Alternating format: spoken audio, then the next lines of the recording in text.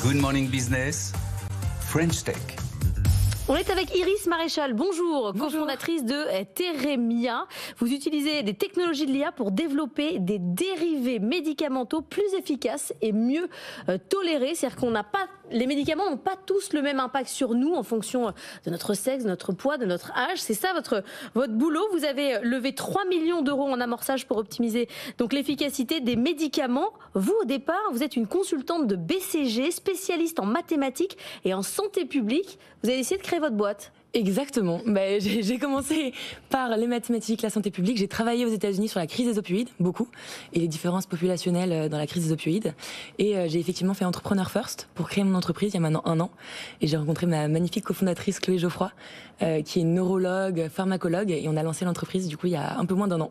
Donc, ça fait 1 an que vous bossez sur l'efficacité des médicaments. Le constat de départ, c'est de dire qu'on se soigne tous pareil et que c'est une hérésie. Exactement. En fait, le constat de Theremia, c'est un problème de santé publique. C'est-à-dire que le fait que les médicaments sont mis sur le marché avec une approche standardisée, donc une fréquence, une dose pour tous les patients, sans prendre en compte les différences interindividuelles, donc le sexe, l'âge, parfois même l'ethnie ou le stade de la pathologie.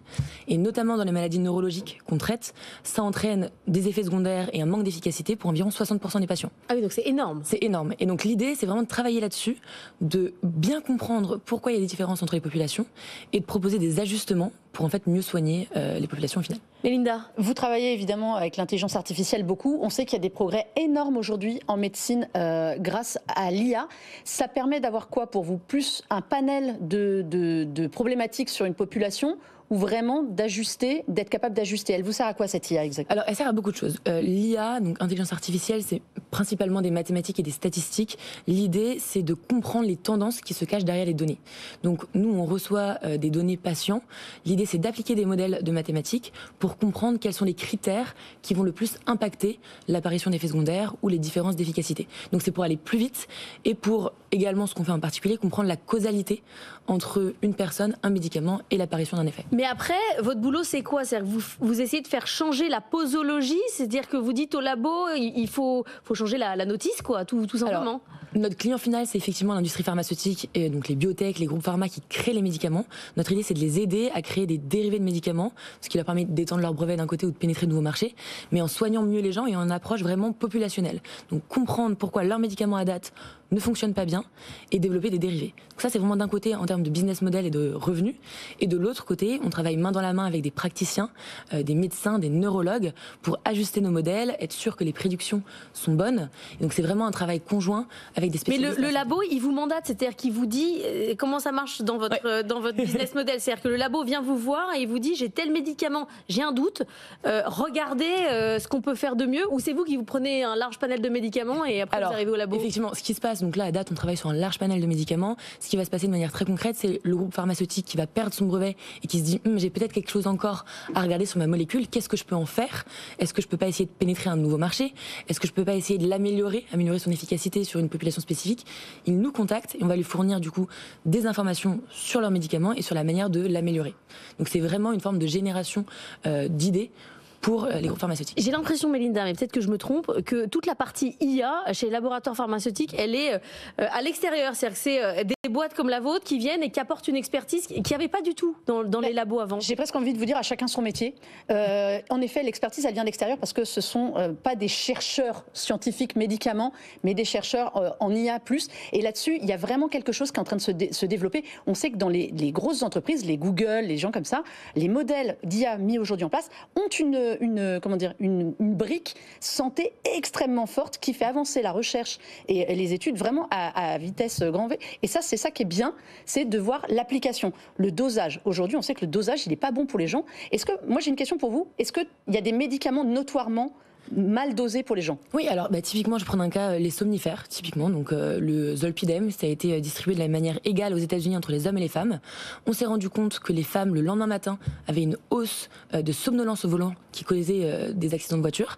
Et la FDA, donc Food and Drug Administration aux États-Unis, qui gère la régulation du médicament, a demandé aux groupes pharmaceutiques d'ajuster le dosage.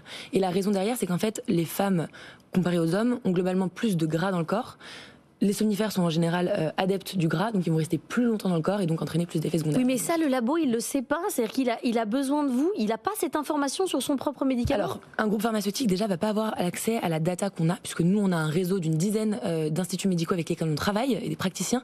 Un groupe pharmaceutique, c'est assez logique qu'il n'ait pas le temps de récolter toute cette data qu'on appelle real world evidence, donc des données de vie réelle. D'où l'IA. D'où l'IA, exactement. Donc nous, c'est la récolte, l'analyse des données qu'ils n'ont pas le temps de faire. Donc ils le savent. En revanche, ce qu'il faut aussi savoir, c'est que dans les essais cliniques, l'approche qui est faite, c'est une approche de précaution. Donc toutes les populations les plus à risque ne sont pas testées dans les essais cliniques. Donc les femmes en âge de procréer, par exemple, les personnes âgées, c'est des gens qui vont prendre les médicaments à la fin de la journée, mais sur lesquels on n'a pas réellement testé la manière dont le médicament va fonctionner. Et donc en fait, l'idée, c'est de prédire ce fonctionnement-là via des outils comme l'IA. Est-ce qu'il n'y a pas quelque chose sur lequel vous pouvez justement jouer actuellement? On sait que, vous l'avez dit, voilà, pour les somnifères, les femmes réagissent différemment. C'est un problème plus général, médicamenteux et aussi sur la tech, c'est-à-dire que les données pour les femmes sont extrêmement mal utilisées parce qu'en fait, il y a peu de, je vais pas dire de cobayes, mais il y a peu de femmes qui font des tests en amont. Est-ce que là-dessus, vous n'avez pas un rôle à jouer, en plus en étant deux cofondatrices, d'aller pousser sur les tests sur les populations féminines? Alors, il y a plusieurs choses. C'est-à-dire que le principe de précaution qui est appliqué est assez normal. C'est-à-dire qu'on évite de mettre des femmes en âge de procréer dans un essai clinique, ou alors on les met avec double contraception pour éviter les risques sur un potentiel futur enfant.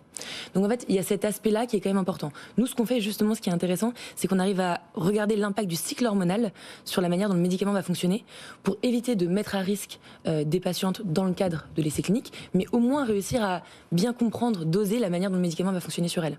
J'ai une question pour vous. Est-ce que vous travaillez avec les groupes pharmaceutiques? Est-ce que vous ne devriez pas vous rapprocher des hôpitaux surtout, qui eux ont déjà des populations sur lesquelles il y a des médicaments qui sont testés et des retours à vous faire? Très bonne question. Alors c'est justement ce qu'on est en train de faire à date. Donc on a dressé des partenariats, on a lancé l'Institut du cerveau sur Parkinson récemment. On est en train de faire pareil sur Alzheimer, la schizophrénie, la bipolarité, la dépression et la migraine. Et à chaque fois, on travaille avec des instituts médicaux qui ont accès à la donnée et qui ont accès à des experts qui ont 20 ans d'expertise sur le milieu, et on travaille avec eux pour justement développer le produit et leur faire tester en avant-première avant d'aller voir les groupes pharmaceutiques. Merci beaucoup Iris Maréchal d'être venue ce matin, c'était passionnant, c'est le genre de choses que vous n'entendez que sur BFM Business et sur RMC Découverte de 6h à 9h tous les matins.